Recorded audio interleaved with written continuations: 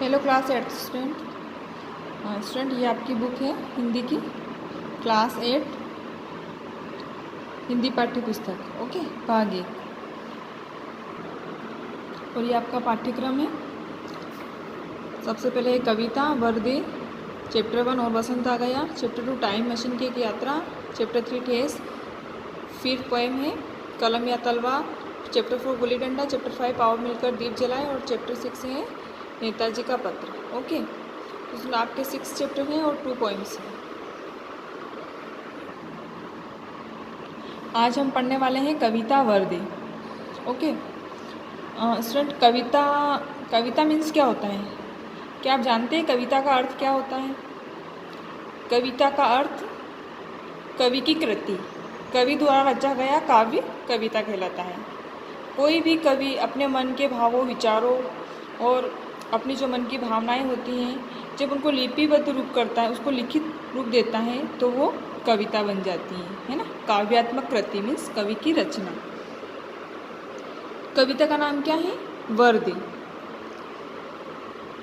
ये कविता जो है, ये कविता आपकी सूर्यकांत त्रिपाठी द्वारा रचित कविता छायावादी सरस्वती वंदना है। इस कविता में जो कवि होता है वो भारत की स्वतंत्रता और भारतवासियों के ज्ञान, बुद्धि एवं संसार की अन्य वस्तुओं के लिए नयापन मांगता है। मतलब इस कविता के माध्यम से कवि ये बताता है कि भारतवासियों की ज्ञान और बुद्धि में नयापन आए, ये वो सरस्वती माँ से प्रार्थना करता है ना।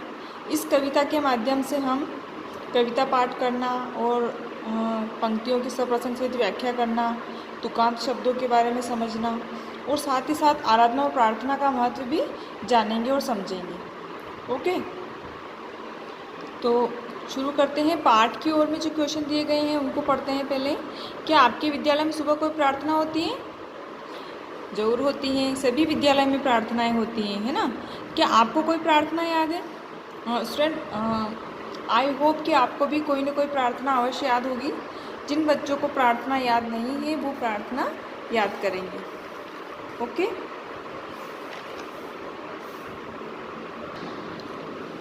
स्टूडेंट, कोई सा भी विद्यालय है उसमें प्रार्थना तो अवश्य होती है ना, क्योंकि विद्यालय में दिन की शुरुआत ही प्रार्थना से होती है। आपके विद्यालय में बहुत सारी प्रार्थनाएं होती हैं, आपको याद होगी, और जिनको याद नहीं है वो याद करेंगे और उनका अर्थ समझेंगे और उनके शब्दों पर गौर करेंगे। ओके, अब हम जानेंगे कि प्रार्थना का अर्थ क्या होता है। प्रार्थना का अर्थ होता है ईश्वर को याद करना। ऐसा माना जाता है कि जब हम दिन की शुरुआत करते हैं तो ईश्वर को याद करके करनी चाहिए, है ना। जब कोई सा भी काम शुरुआत करते हैं, कोई सा भी काम करते हैं, तो उससे पहले हम भगवान को याद करते हैं, है ना। यही कारण है कि कोई सा भी जब काम होता है तो सबसे पहले हम आराधना प्रार्थना या कुछ भी अच्छा शुभ काम करके हम उस काम की शुरुआत करते हैं। तो विद्यालय में भी दिन की शुरुआत प्रार्थना के साथ की जाती है। विद्यालय विद्या का मंदिर होता है और माँ सरस्वती जो है वो विद्या की देवी मानी जाती है ना। तो सामने तो सभी विद्यालयों में माँ देवी सरस्वती की प्रार्थना की जाती है। उसके बाद ही हम आगे का कार्य, अपनी पढ़ाई जो है वो शुरू करते हैं। और वैसे भी भारत एक धर्मनिरपेक्ष देश है, तो इसलिए यहाँ पर प्रत्येक विद्यालय को अपनी विशेष प्रार्थना चुनने का अधिकार भी प्राप्त है ना। सभी विद्यालय में अलग अलग तरह की प्रार्थनाएं होती हैं। तो स्टूडेंट शुरू करते हैं। कविता को शुरू करने से पहले हम इसके शब्दार्थ एक बार देखेंगे। रव मीन्स ध्वनि, अंध उर मीन्स अज्ञानपूर्ण हृदय, कलुष मीन्स पाप और मलिनता, जलद मीन्स मेघ बादल, मंद्र मीन्स गंभीर, विहग वृंद मीन्स पक्षियों का समूह।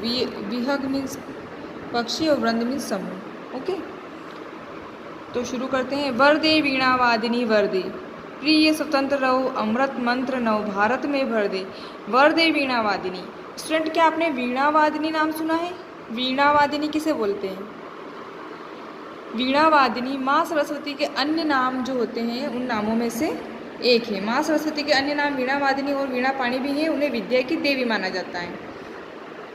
ओके, माँ सरस्वती को और किन किन नामों से जानते हैं? चलिए मैं बताती हूँ।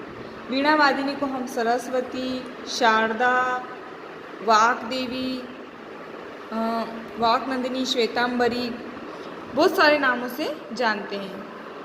प्रिय स्वतंत्र अमृत मंत्र मतलब कवि जो है वो प्रार्थना कर रहा है कि हे वीणा वादिनी माँ, हे देवी सरस्वती, हमारे जो भारत में अज्ञानता रूपी अंधकार हैं उसको नष्ट कर दीजिए और काट अंध उर के बंधन स्तर, महाजननी ज्योतिर्मय निर्जर, कलुष भेद तम हम प्रकाश भर जगमग कर दे। कवि जो है इस अनुच्छेद में माँ सरस्वती से प्रार्थना करता है और कहता है कि हे देवी वीणावादिनी माँ, हे सरस्वती देवी, हमारे देश में जो अज्ञानता रूपी अंधकार फैला है उसको नष्ट कर दीजिए और जो ज्ञान रूपी प्रकाश है उसको फैला दीजिए, है ना। और ज्ञान रूपी अमृत मंत्र भरकर हृदय में अज्ञानता रूपी अंधकार को दूर कर दीजिए। नव गति, नव लय, ताल छंद, नव नवल कंठ, नव जलद मृंद रव, नव नभ के नव विभग बंद को, नव पर नव स्वर दे। यहाँ पर कवि जो है वो कह रहा है कि देश में नई गति, नया ताल, नया छंद, नया कंठ और बागों जो जलद है, जो बादल है उनको पानी से भर दे और जितने भी पक्षी हैं, विहग वृंद हैं, जितने भी पक्षियों का समूह है उनको नया स्वर दे और उनको नया पर दे, है ना। तो कहने का तात्पर्य ये है कि यहाँ पर जो कवि है वो माँ सरस्वती से सभी के हृदय में नव ज्ञान रूपी अमृत मंत्र भर देने और अपने हृदय में व्याप्त जो अज्ञानता रूपी अंधकार है उसको दूर करने का वरदान मांग रहा है ना। और वह कह रहा है, माँ सरस्वती से ये कहता है कि देश में ऐसा प्रकाश फैला दीजिए, ऐसा प्रकाश फैला दीजिए कि सारी बुराइयों और पापों का नाश हो जाए और देश में व्याप्त जितनी भी जड़ता है उसको भंग कर दीजिए। नया ताल, नई गति, नया स्वर और आकाश में विचरण करने वाले जितने भी पक्षी हैं, है ना, उन सभी को नया स्वर और नए पंख प्रदान कर दीजिए।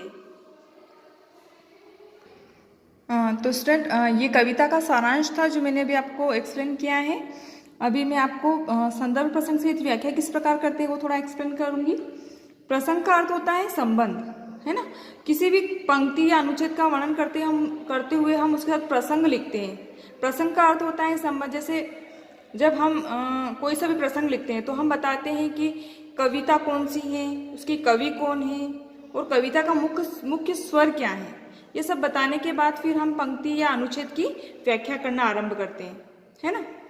जैसे मैंने ये लिखा, ये पढ़ा, वरदे वीणा वादिनी वरदे, प्रिय स्वतंत्र अमृत मंत्र नव भारत में भर दे। तो अपन इसको जब हम इसका प्रसंग लिखेंगे तो हम किस प्रकार से लिखेंगे, ये लिखेंगे कि यह पंक्तियां जो है वरदे कविता से अवतरित की गई है या वरदे कविता से ली गई हैं और इस कविता के कवि कौन है, सूर्यकांत त्रिपाठी निराला। इस कविता में कवि जो है वो माँ सरस्वती से वंदना करते हुए कहते हैं कि इतना लिखने के बाद फिर हम अगले वाक्य से या अगली पंक्ति से हम उसका अर्थ लिखना प्रारंभ करते हैं।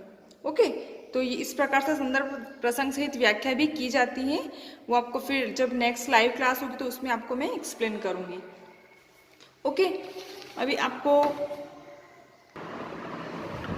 ये आपके इसमें सूर्यकांत त्रिपाठी निराला का परिचय दे रखा है। ये सभी आपको पूरा उनके बारे में पढ़ना है और समझना है। उसके बाद में आपको आओ करे 1, आओ करे 2 और आओ करे 3 आपको अपनी कॉपी में होमवर्क करना है। ठीक, तो देख लेते हैं। आओ करे 1, कवि किससे वरदान मांग रहा है, तो कवि माँ सरस्वती से वरदान मांग रहा है। माँ सरस्वती के हाथों में कौन सा वाद्य यंत्र है, वीणा। माँ सरस्वती को किसकी देवी माना जाता है, माँ सरस्वती को विद्या की देवी माना जाता है। कवि विहग वृंद के लिए क्या मांगता है, नए पर मांगता है। ओके, तो स्टूडेंट ये आपको अपनी बुक में फिल करना है और आओ करे 2 और आओ करे 3 इन क्वेश्चन के आंसर आपको अपनी होमवर्क कॉपी में लिखना है। Okay, thank you.